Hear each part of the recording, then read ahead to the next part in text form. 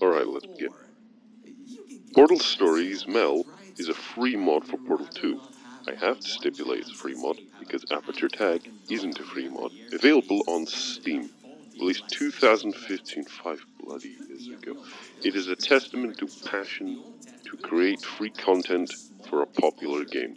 When I first played it, I hated it, because I'm an utter fanny with a rod up his arse. So I suppose I shall detail a review of the game, explaining what I didn't like about this game, and why I have rescinded my opinions. Portal Stories Mel is developed by a team called Prism Studios, a bunch of Portal fans and level creators who joined together to make a full-length mod for Portal 2. The titular character, Mel, was actually a deleted character from Portal 2, intended for the co-op mode. Except here, it starts in 1952, during the formation of Aperture Science, and Mel is an Olympian. The mod opens with Mel on a train being narrated by Cave Johnson, standard Half-Life procedure, and you get shipped into the facility. Something goes wrong, and now it's the future. You and your only friend must now escape the facility. Okay, let's skip ahead and talk about the puzzles, the main bulk of a flippin' puzzle game. When I initially played it, I found many of the puzzles to be unbearably difficult, which is the basis of my hatred. However, on recent replays, I've since rescinded my feelings. I found some puzzles to have an unorthodox solution and jank collisions. I later found out I solved the puzzles wrong, and instead of being mad for doing the unorthodox, I should praise myself for doing it the unintended way. Can't even remember how I did it. Basically a cheat, except jank collisions. Those would still happen every so often, but infrequently.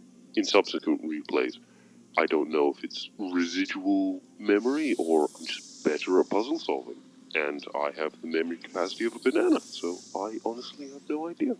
Okay, let's get back to the story bits. I honestly still have some gripes with the story and performances, whether it be weak writing, delivery, or disrupting the continuity of Portal. I am so anal, I get mad for Portal continuity. I'll get to what bothered me later, but let's start at the beginning. Train. Science gone wrong. Wake up. Mel wakes up from a deep sleep experiment gone wrong.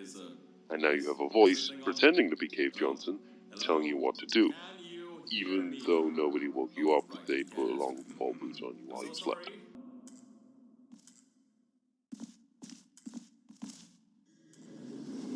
Ah, my feet.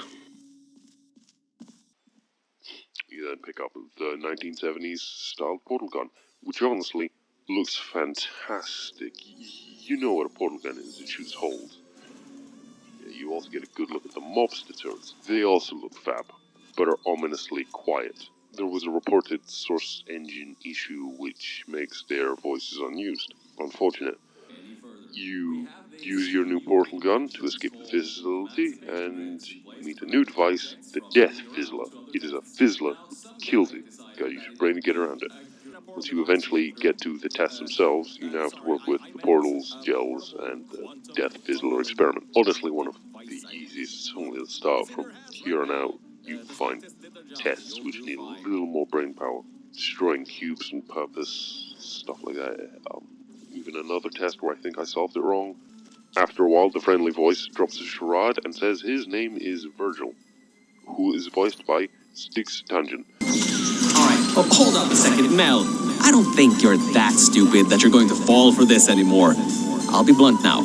I'm not Cave Johnson. This isn't the 1950s. Everyone you knew and loved is dead. Who voices stuff in mods for other games, like Zombie from the War Trash mod for Fallout New Vegas. I never knew this until it was pointed out by a Mike Burnfire stream. The conquering hero returns. Yes. Should I assume Wimes is dead? No, because assuming makes an ass out of you and me. But he's very much so dead. Goody. I love it when they can't come back to bite you later. Oh, speaking of killing total strangers. Regardless, the performance is kinda so-so, and I find his voice and delivery kinda off. But it's a free mod, you cannot afford A-list actors or a J.K. Simmons impersonator. Anyway, Virgil's stuck in the junkyard and he needs you to help get him out. A few tests later, and you get your first taste of the antagonist, Aegis. Wait a second, I'm getting some strange voice coming through. I'll patch it through. Scanning. Lima Whiskey. 70% complete. No vital signs detected. Initiating flooding procedure. That's coming up from new app. A security computer trying to kill you. Ah, my neck. One high-octane escape later.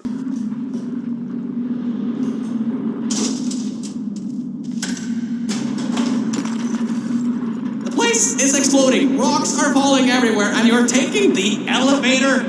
What if the power went out? You'd be trapped. You make your way to the seal and let all the gels into the facility, which wasn't even being pumped in until Shell did it in Portal 2. This is one of those details I was anal about. Now, in the junkyard filled with Portal 1 props, suck it Rexora, you find Virgil, the maintenance core. Apparently he was connected to the old facilities by Wi-Fi. Why would a facility built before the invention of Wi-Fi in 1998 have Wi-Fi, especially in the unused, abandoned 50s and 70s section? Again, another anal detail. Want another? This image of Cave Johnson from 1983, where he looks younger than 70s Johnson, and is supposed to be dying of moonrock cancer. I know it's a little things, but...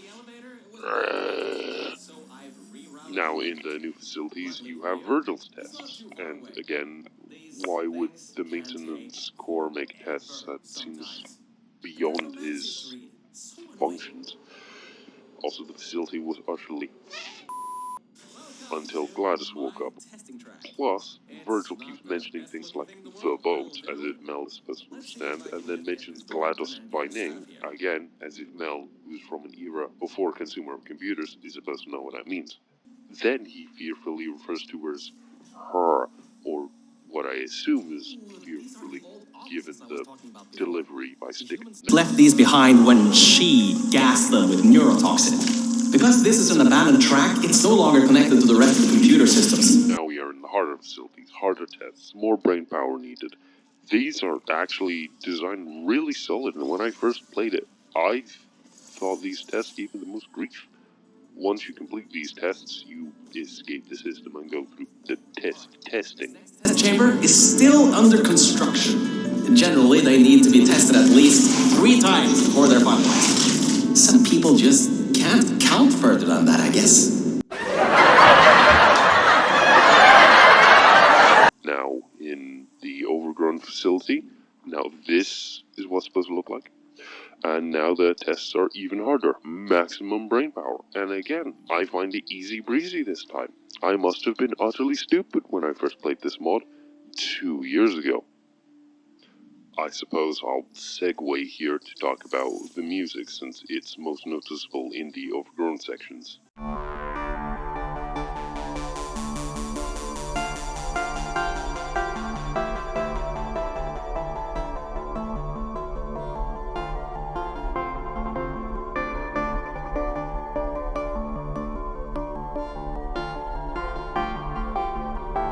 It's very atmospheric and instrumental, completely unlike the Portal 2 soundtrack, which is dynamic and computer noises. Initially, I hated it because it wasn't like the Portal 2 soundtrack. Then I realized many of my gripes are with Portal Stories Mel is that it wasn't Portal 2. I kept trying to hold this fan-made passion project to the standard of a billion-dollar company. God, I am an utter fanny. Anyway, the soundtrack Acquired Taste, made by Harry 101 UK, the guy who made his fame making Portal SFM videos and music. Finally, you reach the end of the game. Usual sabotage. Now you get to fight Aegis, wreck the turret production, security systems, etc. You finally get the face-to-face. And honestly, even with me changing my opinions on this game, the Aegis boss fight is still the weakest part. Aegis himself, with the servers glued to his side. What is up with that? You placed props onto your final boss and they just look like they were stuck there out of place. And all you do is place hijacked turrets in front of servers whilst they shoot it. The turrets do all of the work. The time limit isn't even tense because of how dull the actual fight itself is. Once Aegis is dead, you step in, turn it off, and now you are free to live in the post-apocalypse. And the most annoying little story continuity is that Aegis wakes up Shell. That isn't what Aegis did. Wheatley woke her up. Not even Aegis. Wheatley. It was in Portal 2 pretty blatant. But now the game is finally over. Or so you thought, because there was an advanced mode with harder challenges. When you hear the kick, it started as the real story mode.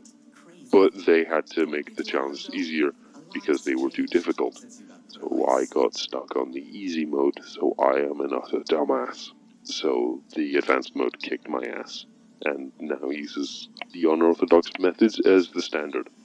It is incredible how small changes like a new fizzler can completely change how a puzzle plays out.